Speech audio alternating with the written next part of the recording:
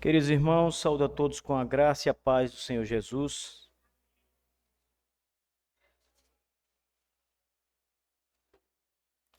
Vamos abrir a Escritura essa noite. A primeira carta do apóstolo Paulo aos Tessalonicenses. 1 Tessalonicenses, capítulo 2.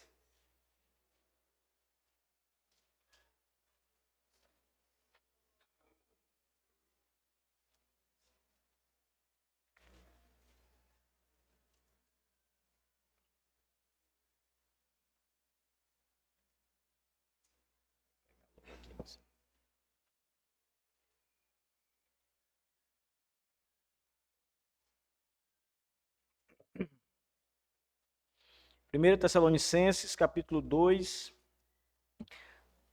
apenas o verso 13. Diz assim a Escritura, irmãos, ouçam com toda atenção. Por isso também damos graças a Deus sem cessar, porque havendo recebido de nós a palavra da pregação de Deus, a recebeste não a palavra de homens, mas segundo é, na verdade, a palavra de Deus, a qual também opera de forma eficaz em vós, os que crestes. Amém. Curve a cabeça, vamos orar. Nosso Deus e Pai, obrigado, Senhor, Deus Todo-Poderoso, por esta noite, pela reunião solene dessa noite, pela adoração, o culto, o louvor que nós prestamos tão somente a Ti, porque só o Senhor é Deus e não há outro além de Ti. Pai bendito, que o Teu Espírito Santo esteja agora mesmo sobre esta igreja. E fale, Senhor Deus, a cada mente, a cada coração aqui presente. Que a Tua palavra edifique mais uma vez o Teu povo, Senhor. E seja como um bom alimento espiritual para nos fortalecer a alma, nos revigorar, Senhor Deus, e nos fazer edificados em Jesus Cristo, Senhor. Nosso Deus Todo-Poderoso nos ensina a doutrina que está aqui posta nessa passagem, Senhor. Que venhamos a recebê-la com alegria, Senhor Deus, com contentamento em nosso coração. E que sejamos despertados, tocados e maravilhados por ela. E que em tudo o Teu nome seja glorificado, Senhor. Para a glória e louvor de Cristo Jesus. Amém. Irmãos, uma das cartas mais belas que o apóstolo Paulo escreveu é a carta aos Tessalonicenses. Talvez isso seja porque, como Paulo mesmo diz, essa igreja ela não deu nenhum tipo de trabalho para o apóstolo Paulo. Pelo contrário, Paulo traz muitos elogios a essa igreja. Ele fala muito bem, ele fala com essa igreja coisas solenes, boas. Ele fala sobre os irmãos e a fé daqueles irmãos que era muito ativa, operante, um amor que aqueles irmãos tinham também que era admirável. Eles socorriam uns aos outros, eles estavam prontos a ajudar uns aos outros. Então, toda a carta de Paulo aos Tessalonicenses, esta primeira carta em especial, ela é cheia de palavras dessa natureza. Apesar de que há também algumas palavras de Paulo de exortação e precaução, porque todos os cristãos, mesmo os bons cristãos, devem ser exortados a continuar no caminho da vida e a ter cuidado para não andar no caminho das trevas. Mas eu quero chamar a atenção para vocês aqui sobre um detalhe que o verso 13 nos apresenta, acerca de como Deus operou naqueles irmãos de maneira muito graciosa por meio da sua pregação, da sua palavra. O contexto dessa passagem, como o capítulo 2 nos apresenta, é o apóstolo Paulo lembrando aqueles irmãos que esteve no meio deles e que ali apresentou-se àqueles irmãos com palavras sinceras, com a pregação do evangelho, como se portou de maneira apropriada no meio deles. Todos viam o comportamento de Paulo e dos seus amigos que estavam naquela viagem de missões em Tessalônica, e ninguém tinha o que falar do apóstolo Paulo, senão coisas aprovadas. Paulo não havia cometido nenhum tipo de tropeço. Paulo não havia de nenhuma forma explorado aqueles irmãos. Ele diz, eu bem poderia fazer isso como apóstolo, mas não fiz. E ele começa uma série de colocações desse tipo. demonstrando também várias vezes o amor que ele tem por aqueles irmãos, como ele ficava feliz em pregar a palavra, em levar a mensagem de Deus até eles, como aquilo trazia alegria ao coração daquele apóstolo. Mas o verso 13, irmãos, como nós acabamos de ler, ele traz algo singular que eu quero tratar em detalhes com vocês essa noite. Primeiro, o apóstolo Paulo diz que aqueles irmãos de Tessalônica recebem a palavra de Deus como palavra de Deus. Se vocês olharem para o verso 13, Paulo inclusive diz: eu louvo a Deus exatamente por isso, porque a palavra que de nós ouvistes não como palavra de homens, mas como verdadeiramente ela é a palavra de Deus. E vocês creram na palavra de Deus, na palavra que é segundo a verdade. E essa palavra agora que vocês creram, ela opera eficazmente em vocês, todos vocês que creram. Então esse é o conteúdo do versículo 13 que eu quero tratar com vocês aqui em alguns detalhes importantes. O primeiro ponto é que Paulo deixa claro que aqueles irmãos, eles receberam a palavra da pregação da boca do apóstolo Paulo. Então, nós temos aqui primeiro a maneira muito, eu diria, comprometida que o apóstolo Paulo tinha em levar o evangelho em toda parte. Não foi só em Tessalônica que o apóstolo Paulo pregou a palavra de Deus. Nós sabemos que ele pregou em várias cidades da região da Ásia Menor. As suas viagens missionárias, que constam no livro de Atos, elas são uma representação fiel do ministério de pregação do apóstolo Paulo. E o apóstolo Paulo, como servo de Deus e enviado por Deus para ser o pregador aos gentios e aos alguns judeus, ele tinha por obrigação a missão de pregar a palavra onde estivesse. Então o apóstolo Paulo começa dizendo isso no verso 13, que havendo recebido de nós a palavra da pregação de Deus. Paulo era o pregador daqueles irmãos. Vocês sabem que muitos cristãos, quando se tornam cristãos, eles costumam chamar as pessoas que foram os instrumentos de Deus naquela transformação de pais na fé. E os pregadores que alcançam almas, eles chamam os seus convertidos de filhos na fé. Isso nada mais é do que uma linguagem carinhosa. É claro que eles não são pai, como Deus é o pai deles na fé, e nem são filhos, como são filhos de Deus de verdade. Mas essa é uma linguagem comum. E o apóstolo Paulo, sendo assim, meus irmãos, considerava aqueles irmãos de Tessalônica como seus verdadeiros filhos na fé, porque foi através do seu ministério de pregação que eles alcançaram a salvação, que eles foram arrancados da idolatria. Aqui no capítulo 1, e também em outras partes das duas cartas de Paulo aos Tessalonicenses, vai ficar claro que aqueles tessalonicenses eram idólatras. Eles estavam acostumados com a religião pagã. Eles não eram judeus, eram gentios que tinham vários deuses. E eles se convertem, Paulo diz em uma das passagens, dos ídolos para Deus. Eles abandonam a idolatria pela palavra da pregação e vão até o encontro do Senhor Jesus Cristo pela fé. E Paulo foi o instrumento dessa pregação poderosa que alcançou aqueles irmãos. Nós não devemos pensar, irmãos, que Deus vai agir somente por meio de grandes pastores. Às vezes nós costumamos pensar que pregadores desconhecidos ou que não estão começando agora, etc., pessoas de pouca influência, não têm o Espírito de Deus. Suas pregações não irão promover qualquer ganho no reino de Deus e será simplesmente um exercício ouvir aquelas pessoas, mas não haverá nenhum tipo de manifestação de poder espiritual. Isso é um grande engano, segundo o Novo Testamento, porque nós devemos, conforme a palavra de Deus, reconhecer que todo o poder da pregação opera na palavra em si mesma, conduzida pelo Espírito de Deus e não pelo pregador. Talvez você esteja pensando que Paulo, o apóstolo, por ser um grande orador como ele era, por ter um discurso retórico diferenciado, Talvez você tenha em mente até outros homens que também são grandes pregadores do mundo e pensam que esses homens, eles realmente ganham muitas almas para Cristo porque têm esses dons e talentos especiais. É claro que se você tem dons e talentos especiais e você os usa para a glória de Deus, para o reino de Deus, você estará contribuindo ainda mais em benefício do evangelho do Senhor.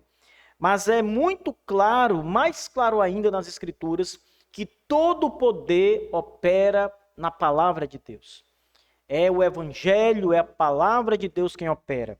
Então não olhemos aqui para o apóstolo Paulo nessa passagem, porque ele mesmo vai dizer isso agora, como se ele fosse um homem impressionante, no sentido de que tudo o que aconteceu em Tessalônica é devido ao apóstolo Paulo, porque ele era o apóstolo, porque ele era um grande pregador, porque ele era o retórico, etc. Não, irmãos, Paulo mesmo diz, inclusive ele dá graças a Deus, a graça ou a glória Paulo dá a Deus por tudo que aconteceu no meio daqueles irmãos. Apesar de ter sido o instrumento da mensagem, apesar de ter sido ele o pregador do evangelho, ele diz, havendo recebido de nós a pregação, a palavra da pregação de Deus. Então, embora ele seja o meio pelo qual Deus usou, pelo qual Deus transmitiu a palavra salvífica, ele só é um homem. Há uma passagem bem interessante, essa está relacionada mais aos milagres do que à pregação em si, mas uma passagem em Atos dos Apóstolos em que Paulo e Apolo, eles vão ser adorados pelos os gregos, porque Paulo e Apolo operam milagres no poder de Deus. E os gregos olham para aquilo e acham que eles são deuses que desceram à terra e se fizeram homens ali, estavam disfarçados de homens, mas eram deuses e eles querem adorá-los. E então Paulo diz, parem com isso, eu sou homem como vocês. A pregação também, irmãos. Não há nenhum poder intrínseco no apóstolo Paulo ou em qualquer pregador da palavra para trazer homens e mulheres ao arrependimento. Você pode até pensar que há. Você pode até achar que algum pregador é diferenciado. Eu vejo muitas pessoas dizendo, olha, esse homem aqui prega demais, e mostra aqui um vídeo de uma pessoa pregando, tá, um bom pregador. Olha, o que é pregar demais? É pregar bem. Se for pregar bem, se for ser fiel às Escrituras, se for ter uma pregação homileticamente bem estruturada, podemos até concordar. Mas se pregar demais significa na cabeça desta pessoa que aquele pregador tem um poder, um diferencial para a salvação, isso já é contrário às Escrituras Sagradas. Porque nem Paulo tomou isso para si mesmo. E ele foi o instrumento da mensagem, da pregação de Deus, como ele diz aqui. Em segundo lugar, note que o apóstolo Paulo anuncia não só a origem da pregação, mas o conteúdo da pregação é aqui também apresentado de maneira implícita. Veja, Paulo diz que eles receberam dele, ou de nós, como ele diz aqui, Paulo e seus companheiros, a palavra da pregação de Deus. A expressão pregação de Deus deve ser entendida de duas maneiras aqui. As duas estão corretas, não são contraditórias. Primeiro, que a pregação de fato era de origem divina. Era Deus falando ao povo por meio do apóstolo Paulo. Então a pregação de fato é a pregação de Deus. Os reformadores no século XVII, Calvino, Lutero, todos os demais, quando falavam sobre a pregação da palavra, eles tinham a mais absoluta certeza de que quando o pregador prega a palavra, Deus mesmo está falando pela boca do pregador. Se a pregação é fiel às Escrituras Sagradas, é o Senhor que fala pela boca do pregador. Lutero diz, você está ouvindo a voz do pregador, é a voz dele, mas é Deus quem está falando por meio dele. É o Altíssimo que fala, que leva a mensagem, que atinge seu coração, que desperta você do sono da morte, que traz você ao arrependimento. A pregação é Deus falando, por isso Paulo diz, é a pregação de Deus. Ela vem de Deus, ela nasce em Deus. Deus usa seus instrumentos para falar. É como um profeta que podia dizer no Antigo Testamento, assim diz o Senhor. E então ele falava tudo aquilo que o Senhor havia dito. Mas perceba, embora seja o profeta quem fale, era Deus quem estava falando pelo profeta. A pregação, meus irmãos, portanto, não é um homem falando a uma igreja simplesmente. Não é simplesmente um pastor que vem ao púlpito para falar a uma congregação. Nas Escrituras Sagradas, a pregação é Deus falando ao seu povo por meio de um pregador, de um pastor. É o Senhor tocando os corações. Por que vocês acham que há nas pregações conversões de almas? Por que vocês acham que durante a pregação vocês são tocados pelo poder de Deus? Vocês se arrependem de pecados? Vocês fazem diante de Deus compromissos e promessas de serem mais fiéis? Porque vocês foram tocados na pregação. E por que isso acontece? Será porque o pregador humano é poderoso para fazer isso? É porque é Deus quem está fazendo isso. É o próprio Deus quem está falando. Além da origem ser divina, como eu disse, a segunda observação é o conteúdo da pregação. A pregação de Deus tem um conteúdo específico, irmãos. E para nós hoje que temos o Antigo e o Novo Testamento, o conteúdo da pregação de Deus é a palavra de Deus, revelada e escrita, entregue à igreja. Os pregadores fiéis têm que se portar como o apóstolo Paulo e levar às suas congregações a palavra da pregação de Deus, isto é, a exposição das sagradas escrituras do Antigo Testamento e do Novo Testamento, porque aqui está a palavra revelada pelo Senhor, escrita e preservada para a igreja, para o crescimento, para o arrependimento, para a remissão de pecados, para a salvação. Se nós fôssemos ser mais específicos, irmãos, nós poderíamos afirmar com muita certeza de que o conteúdo do Antigo e do Novo Testamento é Cristo, é o Senhor Jesus Cristo. O Antigo Testamento fala sobre ele, anuncia sua chegada. E o Novo Testamento apresenta de fato Cristo chegando, sendo morto por nossos pecados e salvando o seu povo com o seu sangue, com a sua morte. Então Paulo diz àqueles irmãos que eles receberam dele a pregação de Deus. Ele usa a expressão, a palavra da pregação de Deus. Agora note bem, aqueles irmãos, aquelas pessoas de Tessalônica que estavam ali, recebem a palavra. Eles poderiam rejeitar a palavra, o que significava não receber a palavra. Receber a palavra aqui significa aceitá-la de bom grado, de bom coração. Crer nela, reconhecer que ela é palavra de Deus.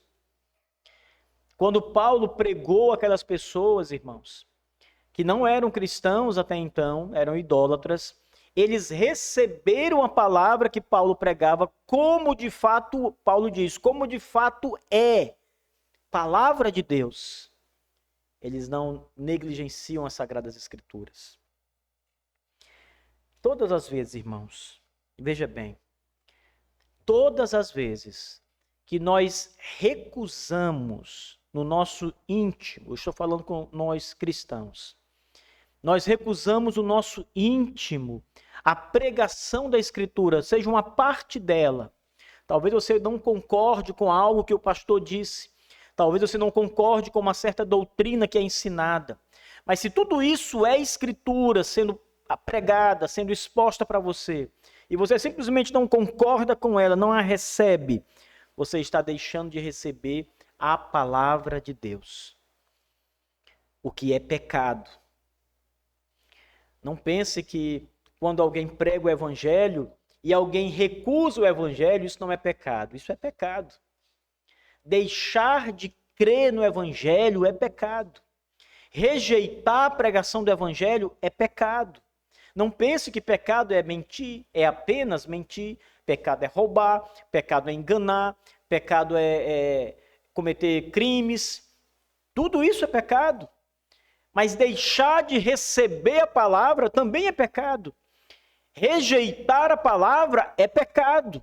Então, todas as vezes que a doutrina de Deus, do evangelho de Deus, da pregação de Deus, ela é entregue à igreja ou a qualquer pessoa, mesmo descrentes, e eles rejeitam o evangelho, rejeitam a doutrina, rejeitam a pregação de Deus, eles pecam contra Deus.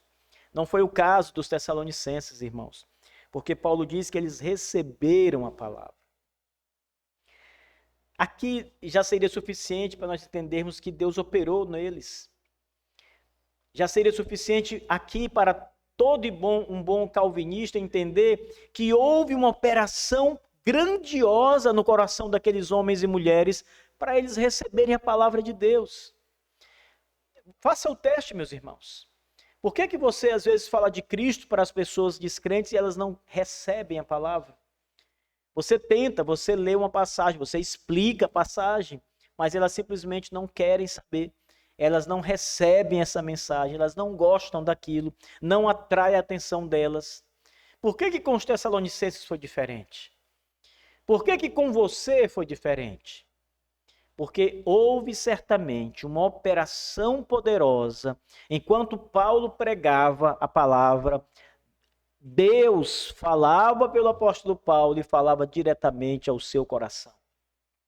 É por isso que você recebeu a palavra.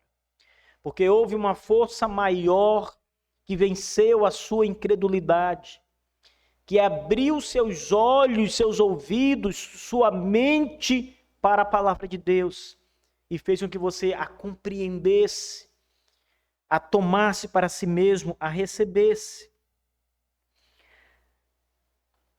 Quando um pregador prega a palavra de Deus, você pode receber a palavra de duas formas. Uma é boa, a outra é má. A má é quando você recebe a palavra do pregador como palavra de homens, como um discurso qualquer, e não como palavra de Deus.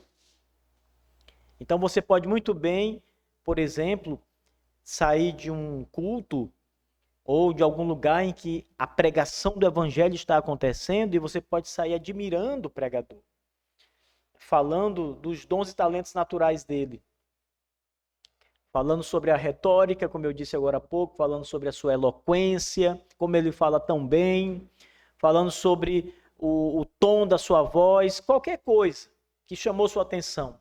Você recebe aquela palavra e está gostando daquela palavra, mas como palavra de homem. Você tem que receber a palavra como os Tessalonicenses a receberam, não como palavra de homem, mas como sendo a palavra do próprio Deus, irmãos. Mas segundo ela verdadeiramente é a palavra de Deus. Quando você recebe a pregação, as escrituras sagradas, como palavra de Deus, crendo que Deus está falando ao seu coração, não como um mero mortal falando a você, mas como Deus falando a você. Deus te colocando no lugar e numa situação em que você está ali sendo receptor da palavra divina, quando você recebe assim. Quando você vem para a igreja com esse pensamento.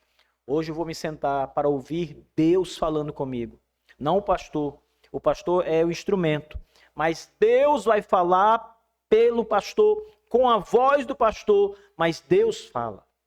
E quando você vem pronto para ouvir Deus falando, irmãos, é aí que as grandes coisas acontecem. Você está pronto para discutir com Deus? Para chamar a atenção de Deus? Para repreender a Deus? Para dizer que Deus está errado? É isso que acontece todas as vezes que alguém se levanta contra a palavra de Deus.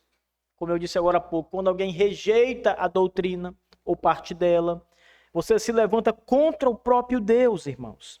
Porque você não está ouvindo aquela pregação como palavra de Deus, mas como palavra de homem. E Paulo diz que os tessalonicenses recebem a palavra como ela verdadeiramente é, como palavra de Deus. E quando isso acontece, o final do verso 13 diz que esta palavra opera de forma eficaz. Veja só. A palavra eficaz aqui, ela significa de forma que ela faz o que ela veio fazer. Ela executa a missão que lhe foi dada. Se a palavra é para salvação, para arrependimento e salvação, e você ouve aquela palavra como palavra de Deus, ela opera eficazmente pelo poder de Deus no coração de você. Foi exatamente isso que aconteceu, que Paulo está descrevendo aqui, é o que aconteceu com os tessalonicenses, irmãos. Quando ele pregou o evangelho de Deus, embora fosse ele pregando, era Deus falando, e aqueles homens que ouviam a mensagem como se Deus mesmo falasse por meio de Paulo. E como eles ouviram a mensagem assim e receberam a mensagem dessa forma, essa mensagem ou a palavra de Deus, a pregação de Deus, agiu de forma eficaz, operou de forma eficaz. A palavra que Paulo usa, operar, ela é a mesma palavra usada para trabalhar. Imagine que você está construindo alguma coisa, imagine que você está construindo uma escultura, e você está trabalhando nela, construindo, preparando. Paulo está dizendo que a palavra de Deus trabalha em você, esculpe você de forma eficaz. E eficaz é infalível, segura, de forma certa, precisa. Deus opera por meio da palavra da pregação. Irmãos, como nós devemos valorizar a pregação? Como nós devemos, ao vir à igreja, ter os nossos ouvidos atentos ao máximo à palavra de Deus? Porque é aqui, é pela pregação da palavra, foi esse meio que Deus escolheu agir para salvar, para falar ao homem, para trazê-lo ao arrependimento, para chamá-lo dos seus pecados. Foi esse meio que Deus determinou que seria o meio usado para trazer homens a Cristo. E quando você vem à igreja, e vem assim, com esse espírito voltado para ouvir a pregação como Deus falando com você, você vai tirar muito disso. Você terá muito proveito com a mensagem. A mensagem terá um outro diferencial. Eu estava dando aulas para os alunos da turma de homilética lá no seminário de Manaus. Aulas, não dessa vez agora, mas aulas que eu dei para eles de casa, né? E uma das matérias que eu lecionei para eles foi homilética, sobre pregação da palavra. E uma das aulas eu falei exatamente sobre esse ponto aqui, que a pregação é a palavra de Deus e é Deus falando por meio dos pastores. Aquela palavra pregada todo domingo é Deus falando à igreja. Veja, eu não estou falando simbolicamente. Eu estou falando literalmente. É Deus falando com a igreja. E eles ficaram admirados daquilo, né? E eu perguntei a eles, vocês já imaginaram quando o pastor de vocês está lá pregando? Pastor Wanderson, pastor Ian, são os dois pastores da igreja. Vocês já pararam para pensar que eles estão falando, mas Deus é que está falando ali por eles? Que vocês estão ouvindo a voz deles, mas o conteúdo e quem fala é o próprio Deus por eles? E aí um aluno chegou para mim depois e disse assim, no domingo seguinte, né, ele foi para o culto, aí a aula é dia de segunda-feira, e ele chegou para mim e disse, pastor, eu fiquei pensando naquelas coisas que o senhor falou na aula, e eu via os nossos pastores ali pregando, e eu imaginava, Deus está pregando ali o evangelho. E ele disse algo muito importante. Esse pastor, quando nós pensamos assim, a pregação ganha uma outra tonalidade, uma outra perspectiva. Porque agora não é um mero homem que está falando com você, como você imagina. Não é um mortal, um pastor qualquer que está ali falando pela sua própria sabedoria. É Deus, o Senhor mesmo, o Criador mesmo, quem prega pelo seu instrumento humano, pelos seus pastores. E a pregação sobe, irmãos. Ela ganha de fato uma nova tonalidade quando a gente pensa assim. Mas veja bem, este é o motivo pelo qual a pregação se torna eficaz. Porque não são meros mortais. Porque não é o poder de homens, não é o convencimento humano, não é a sabedoria de pastores, é a operação do Deus que está falando na pregação. E isso torna a pregação eficaz para operar. Eu posso dizer uma coisa para vocês com a mais absoluta certeza, irmãos. Essa pregação que eu estou realizando hoje aqui, como todas as outras que eu já preguei, e todas as outras que todos os pastores do mundo já pregaram, Deus, ele tem um propósito único com a pregação para cada pessoa que está aqui. Isto é, Deus tem um propósito com cada um de vocês, um propósito que é diferente do propósito do outro. Com a mesma pregação, ele vai trabalhar no seu coração de uma forma, no da sua esposa de outra forma, no seu filho de outra forma. E ele tem um propósito. Talvez com o seu filho seja convertê-lo dos seus pecados e fazê-lo olhar para Cristo e ser salvo. Talvez com a sua esposa ou com você seja trazê-lo ao arrependimento de um certo pecado, etc. Mas ele tem um propósito com a pregação, e ele opera na pregação, e ele vai ao seu coração na pregação, e ele edifica, ele opera, irmãos, ele torna eficaz aquilo que ele quer que aconteça na pregação. Às vezes é até o endurecimento. Pela pregação, Deus traz endurecimento a pecadores. Quanto mais ouvem a palavra, mais ficam duros para a palavra. Isso também é algo que a pregação faz. Mas o fato, irmãos, é que todas estas coisas, Paulo está ensinando no verso 13, elas acontecem. O meio é a pregação. O instrumento é o pregador. Mas o poder que opera é o poder de Deus. Note como Paulo começa o verso 13, porque eu deixei isso aqui para o final. Veja como ele começa o versículo 13. Por isso também damos graças a Deus sem cessar. Pelo que Paulo dá graças a Deus? É o que vem agora, tudo que nós vimos agora até aqui.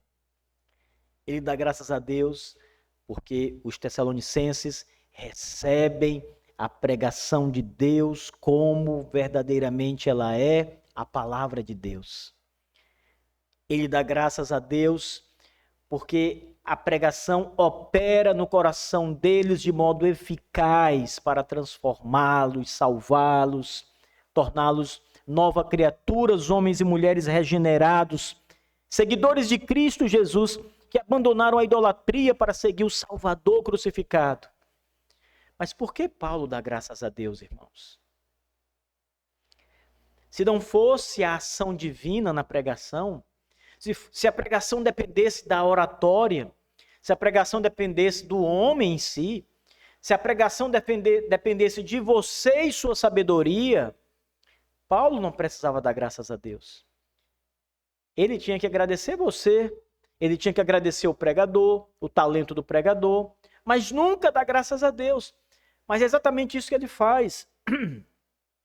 O verso 13 diz que ele dá graças a Deus. O louvor, o mérito e a glória são de Deus por eles terem recebido a palavra. Ah, meus irmãos, aqui nós temos diante de nós a soberania de Deus em ação. Muitos que ouviram a pregação do apóstolo Paulo e até de Cristo recusaram. Quantos convertidos teve o Senhor Jesus? Ele teve mais homens que recusaram sua palavra do que receberam. Stuart Olliott, um pregador contemporâneo nosso, muito idoso já, ele diz que ninguém jamais pregou como ele pregou. E ele escreveu um livro estudando a pregação de Cristo. O nome do livro é Ministrando como Mestre. E ele vai mostrar as características da pregação de Jesus, como é que ele pregava.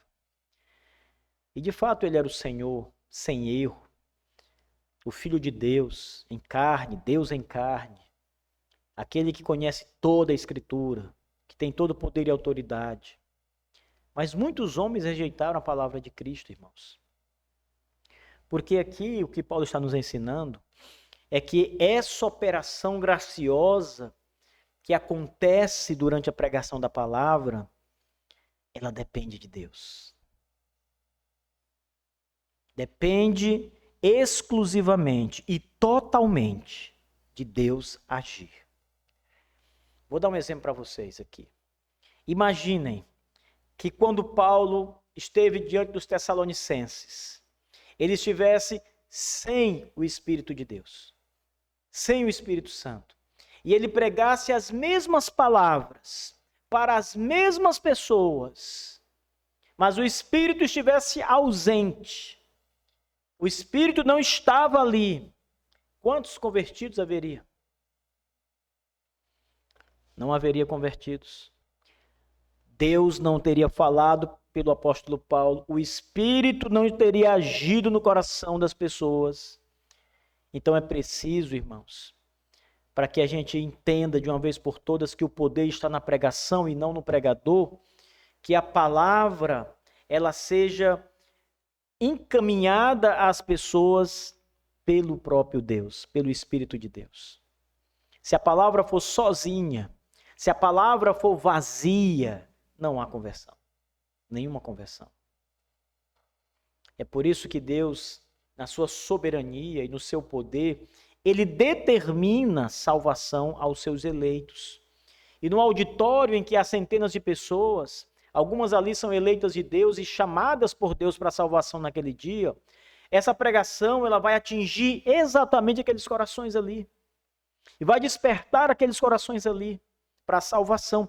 Pode ser que a mesma pregação tenha outros propósitos na mente divina, que também serão realizados na pregação.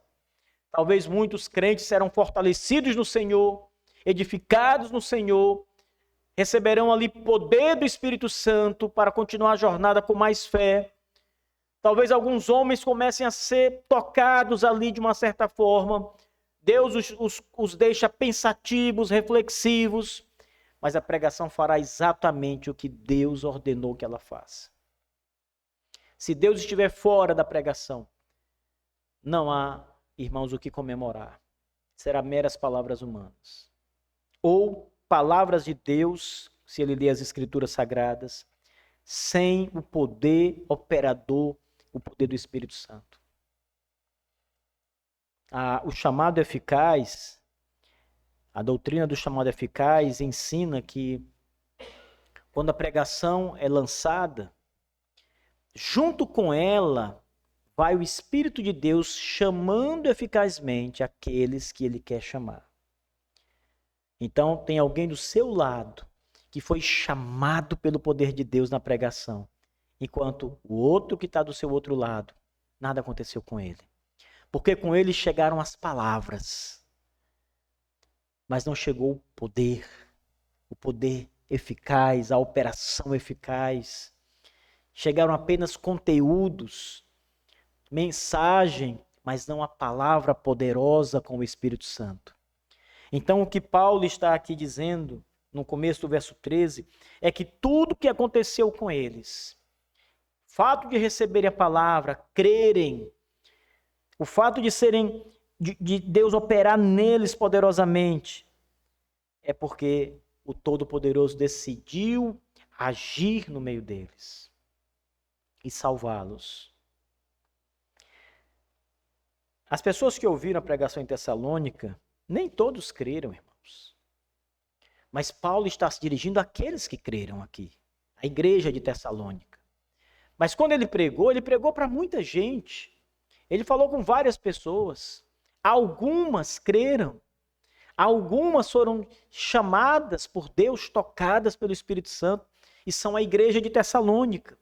É a estas pessoas, não as que rejeitaram, mas a estas que receberam a palavra de Deus, que Paulo está dizendo: dou graças a Deus que teve misericórdia de vocês, que agiu no coração de vocês pela pregação da palavra.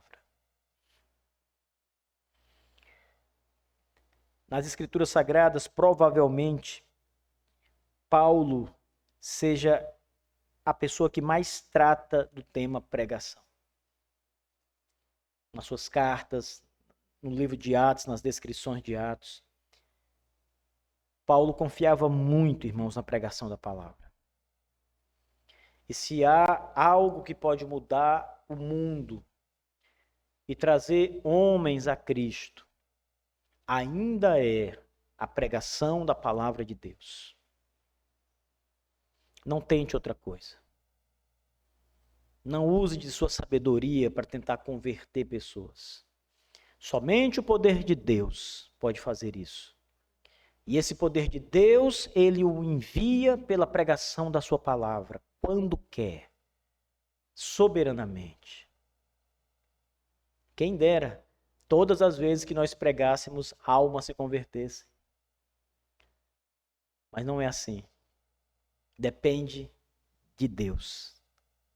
Por isso, não depende do pregador, de mim, ou do Antônio, ou do irmão Gustavo. Depende de Deus operar a sua palavra. Operar com poder na salvação dos descrentes. Que o Senhor Jesus nos ajude nisso, irmãos. Que o nosso Senhor Jesus Cristo, o grande pregador, nos faça entender de uma vez por todas que o poder da pregação está no próprio Deus e a mensagem, o conteúdo da mensagem é Cristo, o Senhor. Fiquemos de pé.